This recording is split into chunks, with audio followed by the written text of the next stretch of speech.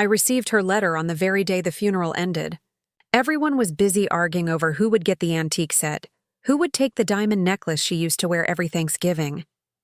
No one noticed me, quietly slipping into the car, opening the dark cream envelope with the familiar shaky handwriting. Don't let them see you have anything, Mia. People's true nature only shows when they think you've got nothing left to lose. She wrote, I thought her final words would be full of love and tears like in the movies, but no. Instead, they were a survival lesson and a $36 million financial empire. When my grandmother, Margaret Whitmore, passed away at 87, everyone in the family remembered her as the eccentric old lady living in a wooden house in Vermont. With her hand-knitted sweaters, worn-out slippers, and afternoon tea, always with exactly 3 sugar cubes, she never showed any sign that she had once been the most powerful woman in Massachusetts real estate investment. Even my mother, Karen Whitmore Hayes, only saw her as a grumpy, stubborn, and ridiculously stingy old woman. She never gave us Adam when my mom got divorced, never paid for my college tuition, never sent expensive gifts during the holidays. She only gave books, and every time I got excited, my mom would glare at me and say, Mia, you don't need more fairy tale nonsense. But that envelope wasn't a fairy tale. It came with a thick stack of documents from a law firm I had never heard of, confirming that I was the sole heir of Margaret. Not my mother, not my stepfather Rick, not even my brother Logan, the tech genius who failed startup after startup, but still got praised by Mom as the one who will save this family. Me, a 25-year-old bookstore manager at a tiny independent shop called Maple Pages, earning $2,400 a month, now owned 12 properties spanning 3 states from Boston to Seattle, controlling shares in 3 investment companies, a diversified investment portfolio worth $36 million steadily growing for over a decade. And attached to the will was a nearly 2-page handwritten letter she had written to me before passing. Mia, if you're reading this, I'm already gone, but don't cry. I don't need tears. I need you to be stronger and smarter than anyone in this family. Don't let them know what you have. Don't tell your mother, Logan, or anyone. They won't see you as family anymore. Just a walking safe. I sat frozen in the car for almost an hour after reading it. In my head echoed my mother's complaint from yesterday. Your grandmother left us nothing but a bunch of musty old books and broke people's ideals.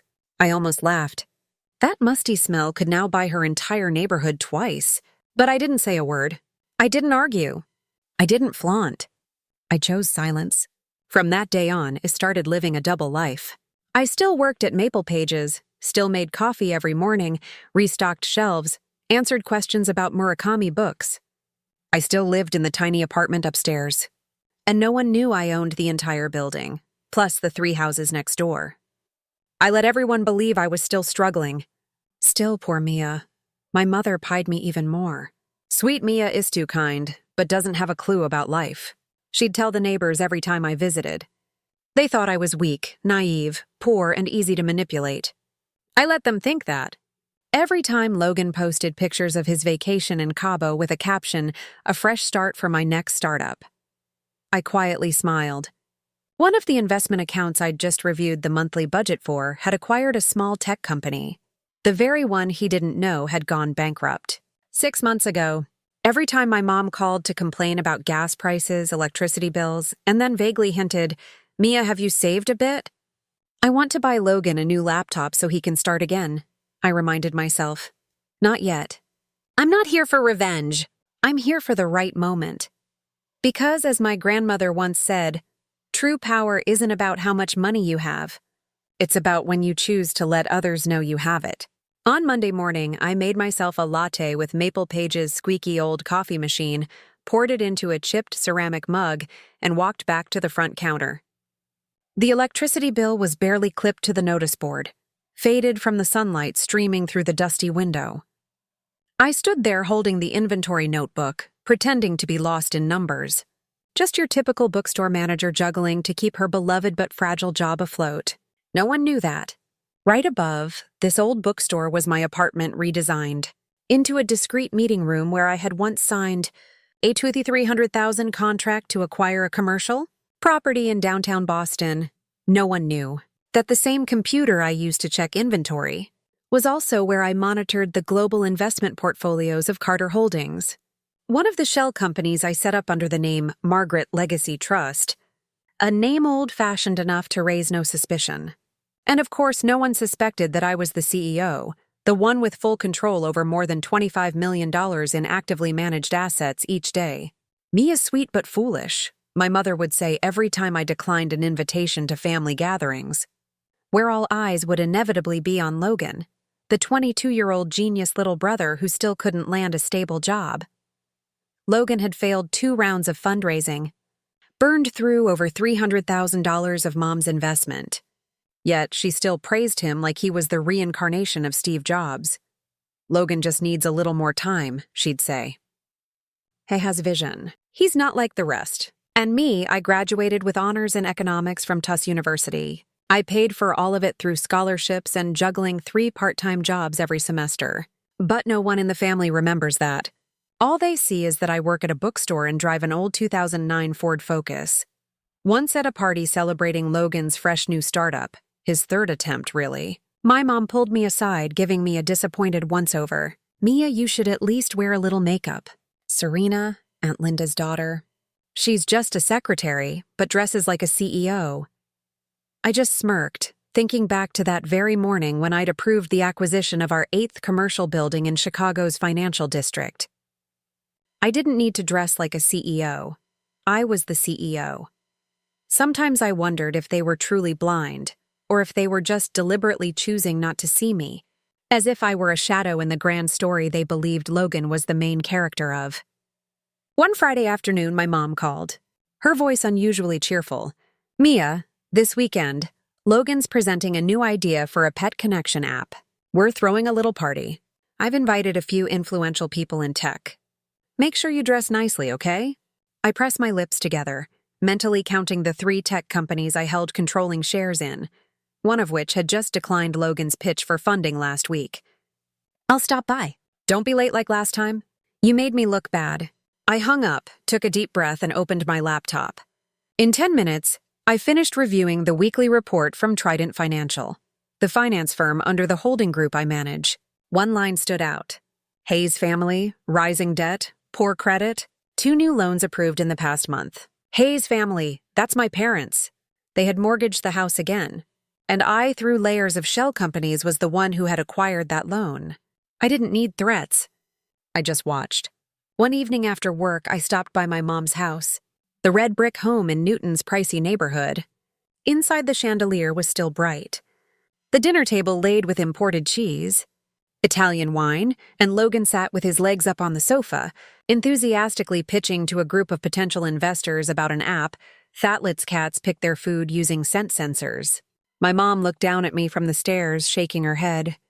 "Goodness, Mia, why'd you drive that old car here? Do you know what the neighbors must think?" "Probably that I'm not living off my mother," I replied. She went quiet, then turned away without a word. That was fine.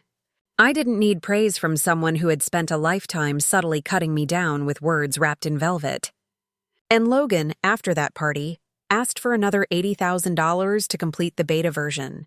My mother took out that amount using a credit card with one of the highest interest rates on the market. I knew because I'd just received the loan approval report addressed to the headquarters of M&L Credit Group, one of the finance companies I own through my 4th holding. They had no idea I was present in every link of their slow collapse. And I was still waiting patiently because in this game, the one who smiles last is the real winner. Winter came early in Newton and colder than usual. Snow covered my mother's walkway, but the usual snow-clearing crew was gone. I noticed it when I slipped, climbing the icy front steps. The door opened, and my mother stood there with a forced smile, unable to hide the fatigue in her eyes. She no longer wore her signature pearl necklace, replacing it with a gold-plated chain, now slightly tarnished. The Italian leather sofa in the living room had been swapped for a faux leather version, and the Persian rug at the entrance was gone. I quietly noted every detail. My mother sighed. We've temporarily let the staff go. The pandemic, rising costs, times are tough for everyone. I nodded, saying nothing. But I knew there was no new pandemic, only the creeping shadow of debt tightening around the Hayes family's neck, and they had no idea the noose had been tied by me. Logan still lived as if he were on top of the world.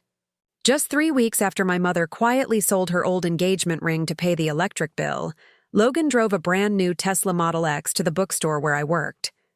He wore a leather jacket, Balenciaga, sunglasses, and strutted in like he was scouting a location for the empire he imagined himself building. "You're still here?" Logan smirked, glancing around with thinly veiled disdain. "This place smells like old books and stale coffee. Must be therapeutic, huh?"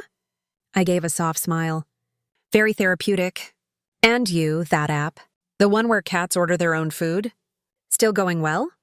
Logan burst out laughing. "It's evolved. Now I'm partnering with an AI team to develop intelligent pet care software. $1 billion market. I'm negotiating with a major VC fund. Might raise $45 million. I knew the major VC fund he was talking about was Larchmont Ventures, a firm that had just rejected Logan's pitch as unrealistic, financially unsound, and non-viable. I also knew because I was the controlling shareholder of Larchmont Ventures. A few weeks later, my mom called me whispering like she was afraid someone might overhear. "Mia, do you have a bit of cash?" "Just a few thousand. I need to pay the club membership. Fix the water heater." I set the phone down, breathing slowly. I had just reviewed her credit report the day before. 4 credit cards overdue, and she had just received a notice that her privileges at Wellesley Hills Country Club had been revoked. I kept my tone light. "Mom, is the club really that important? Important enough to pretend it's a water heater repair." Silence, then a long, heavy sigh. I just don't want to lose face. "My friends are there. They've been asking why I haven't shown up. I can't tell them I lost my card. I just need a few more months. Logan's launching his new platform soon. Everything will be fine." Nothing was going to be fine. I knew my parents had refinanced the house for the 3rd time in 2 years. The latest through a finance firm called Willow Fund LLC, a name that sounded unfamiliar, but was actually Ashel I created. With the entire loan under my control, I knew my father had begun quietly selling off stock in the company where he used to be a director, trying to cover up hidden debts. I knew my mother had sold her Chanel handbag collection, what she once proudly called irreplaceable class, to pay for the Tesla that Logan didn't even know was registered under her name. But the most painful part wasn't seeing them fall into hardship. It was that they still clung to the illusion. Still poured money into the fantasy of Logan the genius. Still saw me as the clueless poor girl who works at a bookstore. One Tuesday evening, I was working in the upstairs office when the doorbell rang, insistently. I went down to open it. It was my mother. She was wearing a long coat, lips pale, hands trembling as she held a paper envelope. "Yeah, I need your help, really?" "The house is about to be repossessed. I can't tell Logan, it would break him." I took the envelope. Inside was a copy of the foreclosure notice from Harborstone Financial, a subsidiary of Hawthorne Holdings, the name I created so they wouldn't know who was behind it. I looked at my mother, feeling empty inside. I thought Logan was about to launch $1 billion company. He just needs more time. I just need your help this once." I nodded slowly. "All right, go home. Let me see what I can do." She walked away, her steps heavy. I stood there for a long time, watching her figure fade into the snowy night. Back in the office, I opened my laptop. An email from my lawyer was already waiting in my inbox. Ready to send foreclosure notices scheduled, I placed my hand on the mouse. For the first time in years, my heart pounded like it did when I was a child giving a class presentation. I didn't hate them, but I wouldn't protect them anymore. The truth would come out and none of them were ready for it. 3 days later, my mother came to the bookstore. No warning, no text, no call. She burst through the door like she was running from something, eyes red, mascara streaked down her cheeks. I stood behind the counter, set the notebook down, trying to keep my voice calm. "What's going on, Mom?" She exhaled shakily, pulled a stack of house documents and another notice from Harborstone Financial out of her bag. The 3rd one I'd seen this month. "Mia, they said if we don't pay in 5 more days, they'll take the house. I have nothing left. I need your help." I looked up at her. Her hair was messy, no longer pinned with her usual gold clip. The Louis Vuitton purse she always carried had been replaced with a worn canvas bag. She looked like the crumbling house itself, still trying to stand tall, but rotting from the inside. I held back the bitter ache rising in my chest. Not out of pity, but resentment. All those years she'd called me incompetent, average, lacking potential. And now she was begging the same daughter she once regretted having, saying she shouldn't have been born. I kept my face calm. Mom, I work at this bookstore. I make $2,400 a month. After rent, utilities, food, I opened the drawer, pulled out a stack of small bills, and counted them. I have exactly $3,000 saved. Do you need all of it? She stared at me, stunned. Then her expression turned to anger. Mia, you can't be this selfish. This is your house, too. You grew up there. If we lose it, what do you think will happen to us? Did you think about that when you refinanced the house a third time to buy Logan that Rolex? She froze. He needs to maintain his image for investors. He has a future. He's this family's last hope. And what am I, Mom? I asked still gently. The good-for-nothing you call when you're desperate. The rest of the time, I'm just useless bookstore clerk. She fell silent. After a while, she started breathing heavily, then slammed her hand on the counter. I raised you. I fed you. Put you through school, and now you're counting dollars on me like a stranger. I clenched my hands under the counter but smiled. I paid for college myself, Mom. I remember clearly because you said, there's no money. It all went to Logan. I worked 3 jobs for 4 straight years. Do you remember that? She looked at me as if she couldn't understand the language I was speaking. I gently pushed the stack of documents back toward her. I'm sorry, but I can't help. That money is all I have. That evening, my father called. No small talk, no asking how I was. He got straight to the point, his voice sharp and commanding like every time he used to yell at me when I was a kid.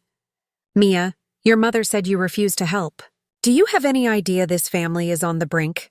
I leaned back in my chair, looking out the window. Chicago at night glittered outside. My office was on the 39th floor, where every signed contract could shift the fate of an entire bloodline. I know, but I don't have much to help with either. Did you forget? Just work at a bookstore. Cut that tone right now, he barked. This isn't the time for jokes. You're a daughter of this family. You can't let your parents lose everything like this. I stayed silent for a moment, then asked, what about Logan? Why don't you ask him? He's prepping for a new round of funding.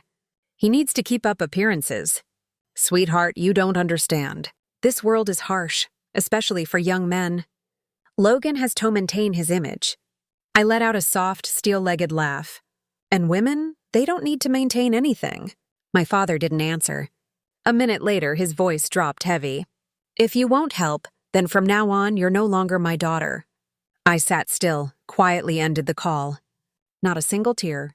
The next day, I received a report from my private attorney. All the Hayes family's credit card debt, mortgages, and business loans had officially been acquired by Mia Whitmore Holdings, the shell company I had created. From this day forward, every decision regarding the house, the assets, the credit cards, and even Logan's outstanding student loans were under my control. I texted my lawyer, begin the process, send payment demand notice, 10-day deadline. I returned to the bookstore, made myself a cup of mint tea. There weren't many customers. The soft light spilled across the dusty windows. A strange calm silence filled the air. I sat there, my hand resting gently on a stack of old ledgers, and smiled. They thought I had nothing, and I let them believe that for the past 3 years, but not anymore. The game had begun, and I was the one holding the deck. That morning was cold and gray, the kind of bleakness only found on a day of reckoning. I parked the sleek black Mercedes outside the Suffolk County Courthouse, wearing a light brown trench coat, my hair in a neat bun. Makeup subtle but deliberate. No one could recognize poor bookstore girl Mia in the figure seated silently behind the wheel. I arrived 20 minutes early, not to prepare the documents. Everything had been ready for days, but to observe, to witness the exact moment the Hayes family would officially fall out of their perfect facade. At exactly 8:41 a.m., Logan's scratched silver Tesla rolled into the parking lot. My parents stepped out, straightening their coats, trying to keep composed faces, though my mother's eyes were bloodshot, and my father walked as if the whole world weighed on his back. Logan still wore sunglasses, dragging a file case behind him without so much as glancing at our parents. They didn't know I was there. To them, I was still just a shadow behind the bookstore counter, far from any real power play. Courtroom 6 was packed. Partly media because the name Hayes Enterprises had once been a respected brand in northeastern real estate, and partly finance people curious to see who the main creditor was. Theone bringing this family to ruin in just 3 years. Judge Wanda Ellison, known for her no-nonsense stance on high society bankruptcies, entered. She struck the gavel civil bankruptcy hearing number 4928, defendants the Hayes family. She glanced at the file, then looked up. Primary creditor, please confirm your presence. I stood up. A murmur spread through the courtroom like a cold wind. My father whipped around, my mother's mouth fell open, and Logan dropped the phone he was holding. Amia Whitmore, I said clearly, the legal representative of Whitmore Holdings, the company that currently owns all of the defendants' outstanding debts with a total estimated value of $12,700,000. No way, my mother whispered, her face pale. Mia, what is this? My father stammered. Don't you work at a bookstore? I turned to them, calm to the point of being unsettling. I still do. I love reading, but that's not all I am. Judge Ellison nodded. Please continue, Miss Whitmore. I opened my briefcase, pulled out the carefully prepared documents, and placed them on the table. Over the past 3 years, the defendants have refinanced their house 3 times, taken out 6 large consumer loans from 5 different financial institutions, and accumulated numerous overlapping credit card debts. All current lending entities have been acquired by Whitmore Holdings, and I am the legal representative. Mia, how could you do this to your own family? My mother sobbed. You're my daughter. You said I wasn't your daughter anymore when I refused to give you my last $3,000 in savings. Do you remember that? The entire room fell silent. I continued. However, I didn't come here to destroy anyone. I came to offer an opportunity. I placed another folder on the table, sliding it toward the family's lawyer. This is a debt restructuring proposal. If accepted, all debts will be retained without further collection under 3 mandatory conditions. Judge Ellison nodded for me to proceed. I glanced at Logan, then my parents. Condition 1. Logan Hayes will have all access to family credit accounts revoked. He must find a job. No startups, no fundraising, no life-changing ideas. His first job has already been arranged. Sales associate at Pet King Pet Store in Roxbury. Hourly wage 15s, what? Logan shot up furious. You can't force me to take some garbage job like that. I'm a founder. You're a burden. I cut in coldly. And it's time you learned the value of a real hour of labor. The judge banged her gavel. Please continue, Miss Whitmore. I nodded. Condition 2. Mr. and Mrs. Hayes must enroll in a mandatory 12-month financial counseling program with weekly spending reports and may not exceed a personal budget of $2,500 per month. My father clenched his jaw. My mother continued to sob. The final condition, I said slowly. The family must sell the Newton mansion within 45 days. I've already purchased Asmaller House located in a quiet area of Worcester. 3 bedrooms, a loft, a backyard with a plum tree, enough to live, not to show off. The air in the courtroom thickened. Judge Ellison flipped through the documents. This is the most generous restructuring offer I've ever seen. Counsel for the defendants. Does your client agree? The lawyer whispered something to my father. After a moment, he nodded, his face like he had just swallowed ice. We accept. I closed the folder, stood up, and smiled. Not out of victory, but because the truth had finally come to light. As he stepped out of the courtroom, I heard footsteps rushing behind me. Mia, why? My mother gasped, no longer angry, only broken. I turned around, eyes steady. Because you need to understand, I'm not the foolish little girl from the bookstore. I'm the last person you should have underestimated. An hour after the hearing ended, I stood on the front steps of the Suffolk County Courthouse. The wind whipped through my trench coat like it was tearing the final page from a long chapter. Logan sat slumped on a bench near the parking lot, his face drained of color. My mother, her perfectly groomed hair now in disarray, clutched a canvas bag like it was the last thing she had left. My father said nothing, staring at the ground, his forehead damp with sweat. No one dared come near me. No one asked anything. Not a single word of reproach. They had no choice left. Pride was now a luxury they could no longer afford. 3 days later, I received a confirmation email from the car dealership. Logan's pearl white Porsche Taycan had been repossessed, and per my instructions, a 2015 ash gray Toyota Corolla had been delivered to the new address in Worcester. No sunroof, no heated seats, no premium sound system, but enough to get to work if he was actually willing to go. Logan's message came in at 2:14 a.m., just one line. "You've ruined my life." I didn't reply because he needed to learn that his life wasn't ruined by me, but by the privileges he never deserved in the first place. The mansion in Newton was listed for 20% below market value. I was the buyer through a small branch of Whitmore Holdings. This time, no corporate signage, no press coverage, just an ordinary real estate transaction. I didn't need anyone to know. I only needed them to know. My mother called one last time before the move. "Mia, I just want to ask why Worcester?" Her voice was stripped of bitterness with no trace of threat. I smiled softly through the phone. "Because it's quiet and affordable. But I don't belong in a place like that. I used to think the same about myself when you said I wasn't classy enough to sit at the Blackwell family table." Silence stretched. Then she said something I never thought I'd hear from her. "I'm sorry. I didn't know if it was sincere or simply born of desperation, but I didn't need to find out." I just replied quietly. "I hope that for the first time in your life, you live in reality. No illusions, no lies." The following week, I attended a high-end fashion exhibition in New York. Not to shop, but to meet the designer behind the brand Elysian, the label that had produced the frilly green dress my mother forced me to wear to Logan's honor party last year. At the time, she had said, "You have to wear this. It makes you look expensive. At least it'll make people think you have some value." I didn't argue. I endured the judgmental looks, the whispers behind my back, and the feeling of being shackled in lace and gemstones. But today was different. I shook hands with the designer, handed him the acquisition folder. Whitmore Holdings had just officially acquired the entire Elysian brand, and the first thing I did was issue an internal notice to discontinue the Glimmer Grace line, the very green dress model. After the meeting, I called my mother. She picked up on the 5th ring. "That green dress I began, that design is gone permanently." "What?" "I bought the company and I've eliminated the model you once made me wear." It's ugly in every sense of the word.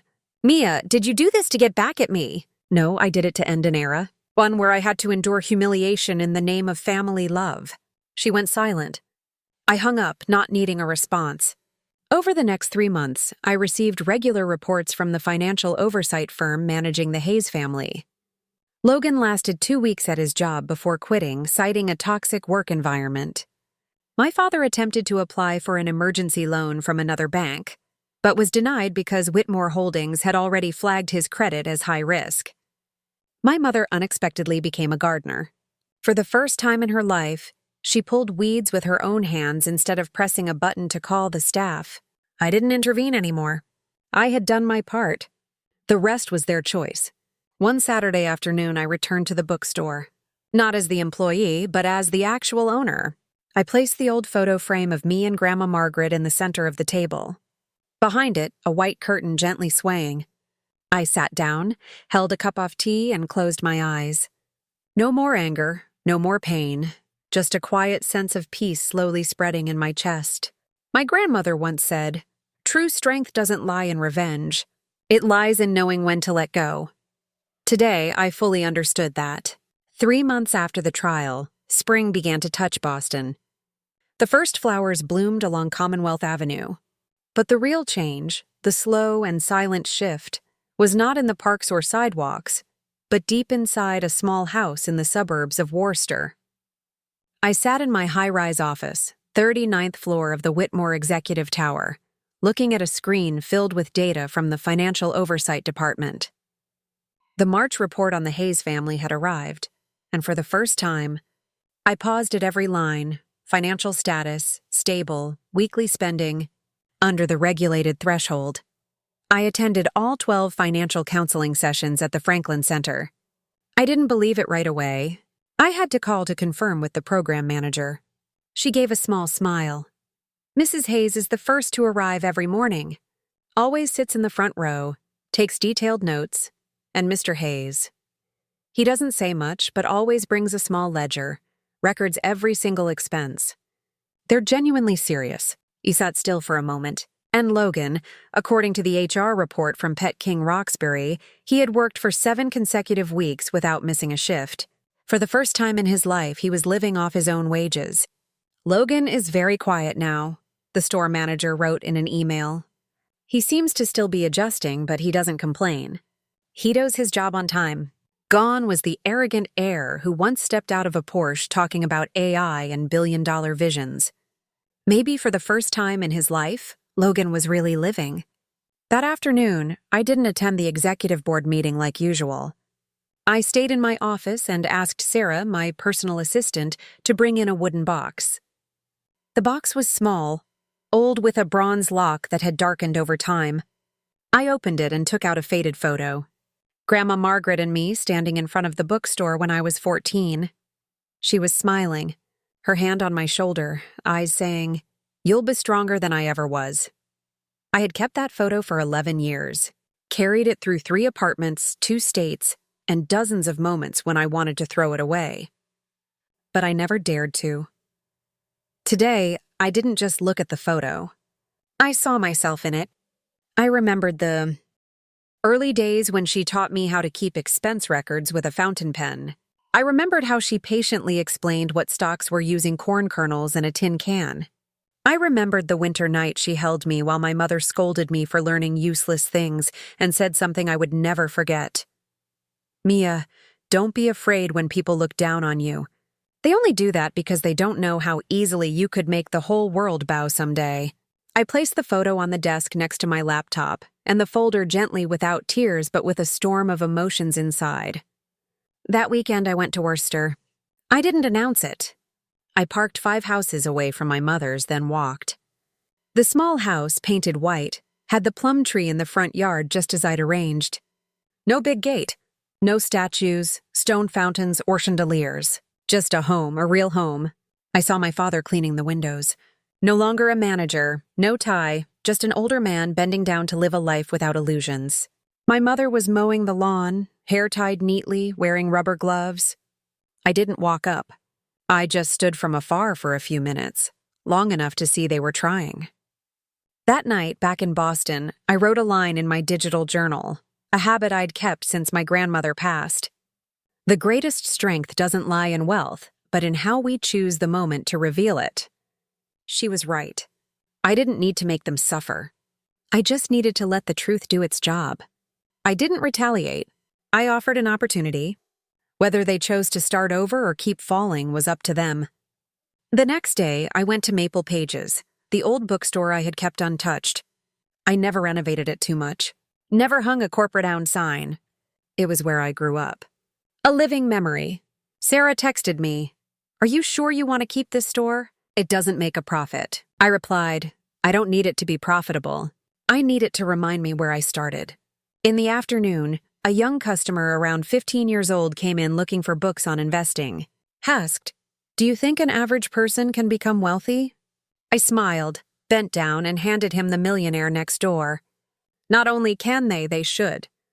The boy smiled, paid with a few crumpled bills, then walked away, unaware he had just received advice from one of the wealthiest and most discreet female CEOs in the state of Massachusetts. I watched him leave quietly, thinking to myself, let them think you have nothing. When the time comes, show them you have everything. 5 years later, I stood in the grand hall of the Harvard Business School, where crystal lights from the ceiling reflected off polished wooden floors, creating an atmosphere both solemn and quiet. In my hand was a microphone, and in front of me were hundreds of students, young faces full of hope, eager to hear the journey of the anonymous woman of Boston's financial world. I began with a line Grandma Margaret once whispered to me before I left Vermont at 18. "When you're underestimated, you don't need to argue, just prove it with results." The hall went silent. I talked about the days working at an old bookstore, about hiding a multi-million-dollar fortune just to see who loved me for real, and who only loved the wallet I carried. I spoke of family not with resentment, but with the calm of someone who had walked through pain and arrived at the chapter called growth. I shared how I took control of all their debts, but instead of crushing them, I gave them a second chance. Forgiveness doesn't mean forgetting. Forgiveness means choosing not to let that pain imprison your future. After the talk, a young female student approached me shilly. She said her mother once called her a failure for not studying law like she wanted, that she felt invisible in her own family. I looked at her, short hair, eyes still red with emotion, and I saw my younger self. I took her hand. "You're not invisible.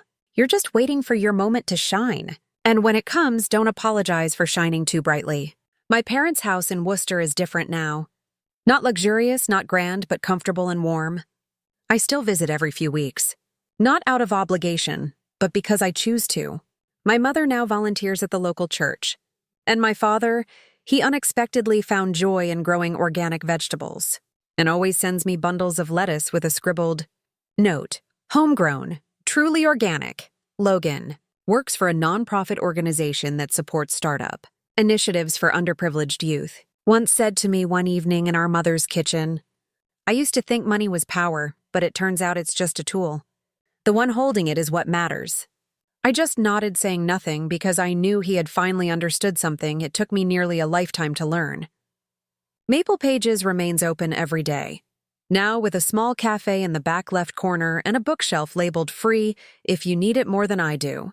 I no longer work there directly, but I still come in every week, sit in my old corner, and read a random book to remember the journey I'd taken.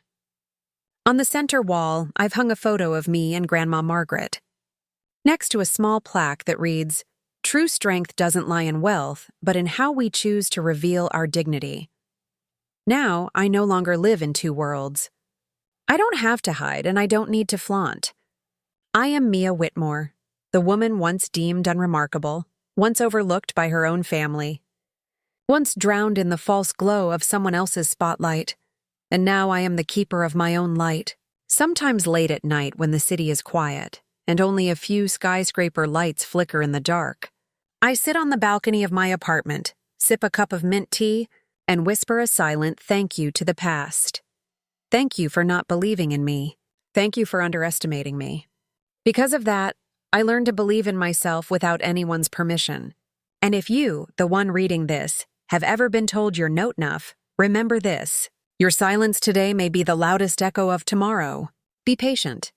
Your moment will come. Mia's story is not just a journey to reclaim justice from an unfair family. It's a powerful testament that a person's value doesn't lie in recognition from others, but in how they choose to face pain and grow from it. In real life, many have been underestimated or dismissed just because they didn't fit expectations or didn't show off. But like Mia, when we stay true to ourselves, learn to wait, and live by our real worth, the moment to shine will come, and we won't need to ask for permission. What do you think of Mia's journey and her family's transformation? Share your thoughts in the comments below, and don't forget to follow the channel to explore more heartfelt stories about life, family, and true human.